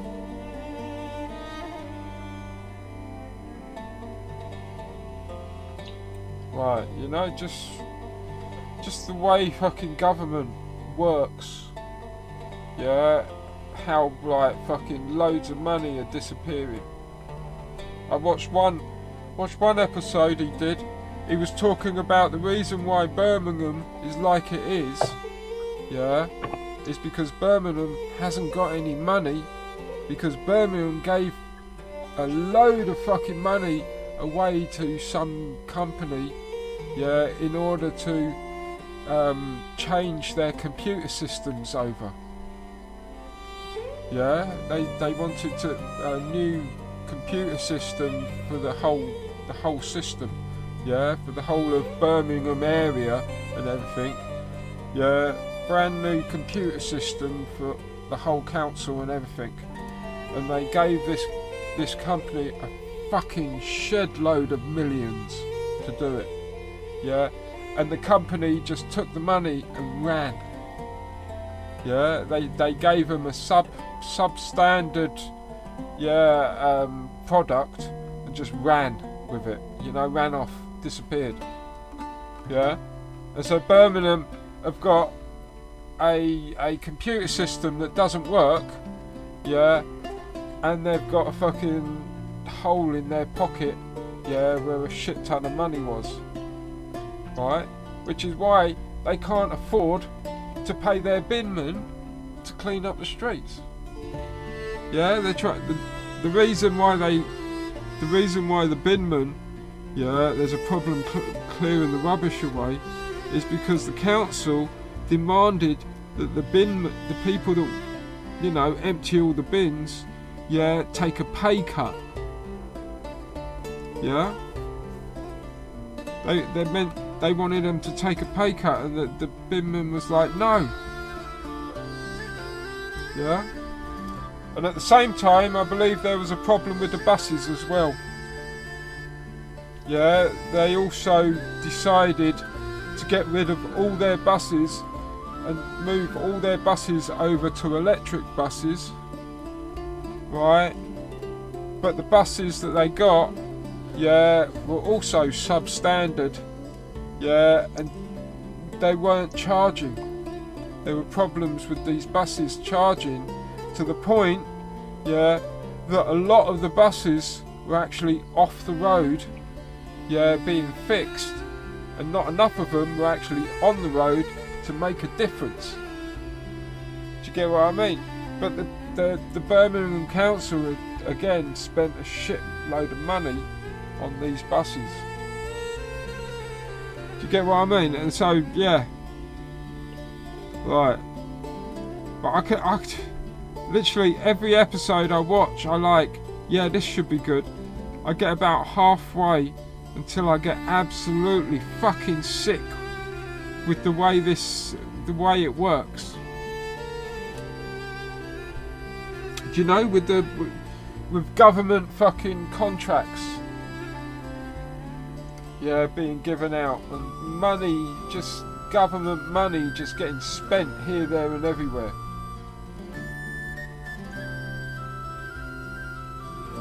Well,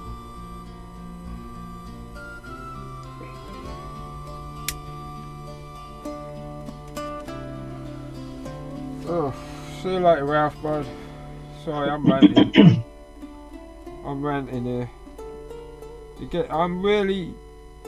Right now, I'm really angry with the whole fucking country. Yeah? They're off now, dude. Sorry, you're off? There's a lot of people are. Oh.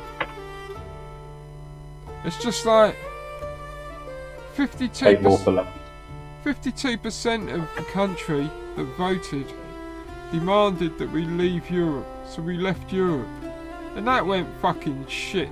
That went to shit, didn't it? Yeah? And so a majority of people in this country voted for the Conservatives. That didn't fucking work out, did it? Yeah? And so what did they do? Yeah? They went and voted in this fucking twat we got now as a Prime Minister, without even thinking, why did this guy kick Corbyn, Jeremy Corbyn, out of the leadership of the Labour Party. Just before the election. Just before the election was called, like Jeremy Corbyn was kicked out of the leadership of the Labour Party. Do you know what I mean? And so everybody went and voted Labour. Like fucking idiots they are. It's like, oh, we don't like Conservative. Okay, Labour. Yeah? And I'm angry at the fucking Liberals as well. Because, like, if you can't be the leading party after the Conservatives and Labour are so fucking hated in this country, and you're still coming in, you still can't come in first place, then what the fuck is they doing as a party? Do you know what I mean? The Liberals. Yeah? Literally, if they're not succeeding now, they can't ever succeed. Because there's never going to be a point where people in this country hate the Conservatives and Labour this much, equally. Do you get what I mean? And so beyond the fucking Liberals, there isn't any other political, except for Reform. Do you know? Except for the Reform Party. And the problem is, there are loads of politicians leaving their parties and joining Reform at the moment. Yeah? So, by the time we get to an election in this country, there's going to be a fair amount of Reform candidates that were previously Labour and Conservative. And you're going to be voting for this. People are going to be voting Reform and voting the same fucking twats that were in the parties that did it to the country to begin with. Yeah? And even after that, Reform is just going to act very much the same way Trump is acting in America. Yeah? Very foolishly, and they're going to make a lot of bad choices.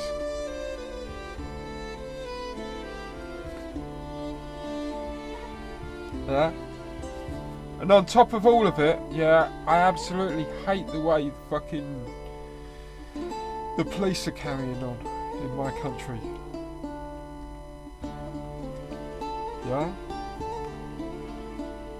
I absolutely hate the way the police are at the moment.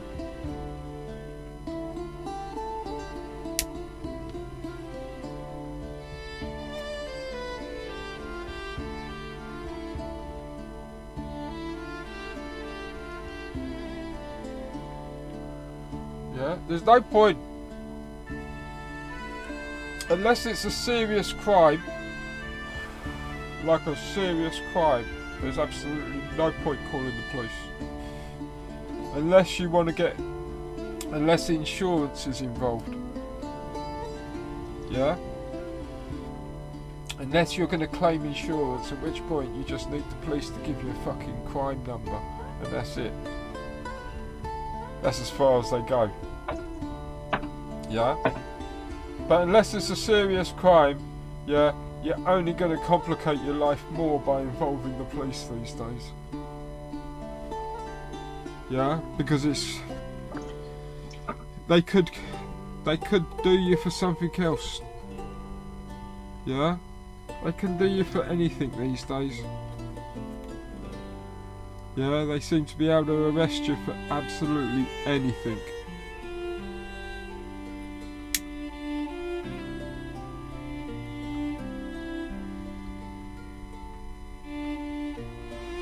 Yeah. And the thing is that they can hold you for like 12 hours. Yeah. So if they arrest you, so what the police do is they don't come round in the daytime. What they do is they come round in the early evening. Yeah? And then they arrest you. Right? Because they know, yeah, that when they take you to the police station, they will put you in a cell, okay? And they will, you know, you'll be charged, yeah, and they'll put you in a cell. And there you will stay overnight, yeah, until the next day when the duty officer finally turns up, yeah, and he goes through the list of everybody that's in each jail and why they are all in those jails. And when he sees that you're in there for nothing, yeah, he'll release you. Yeah, but he won't take you home. Yeah, he'll let you walk. You're free to walk out the door. Yeah, if you haven't got a means of getting home, that's not their problem. Yeah, do you know what I mean? If you haven't got the money to get home, or you haven't got your phone to call help or anything, that's not their problem. Right. They de-arrest you. They call it de-arrest. Yeah? It's where they go, sorry man, you're not arrested anymore. We dropped it. Yeah? Off you go. Yeah, but you've spent 12 hours in a cell overnight for nothing. Yeah? And that's the punishment. Do you get what I mean? Yeah? So whenever you hear about police coming round to people's houses and arrest them, ask yourself, what time was it? Yeah? Because if I bet you it's after the duty officer has left for the day. Do you know what I mean? Simple as.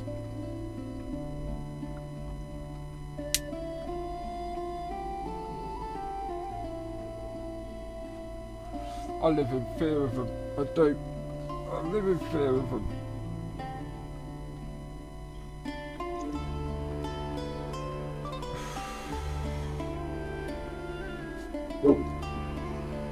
Do you think the missus is calling me? Yeah. You know. I think I'm going to call it a night anyway. Okay, dude. Yeah.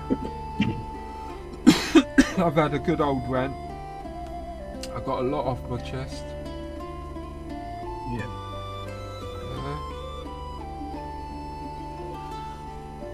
Okay then.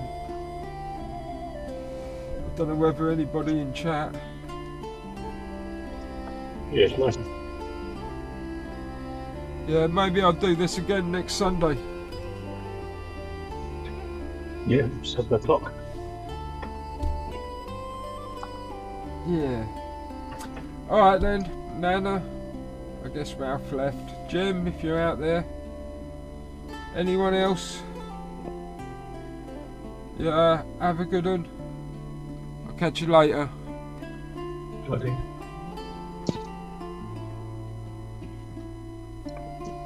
There we go. Right, buddy, I guess you're off, yeah?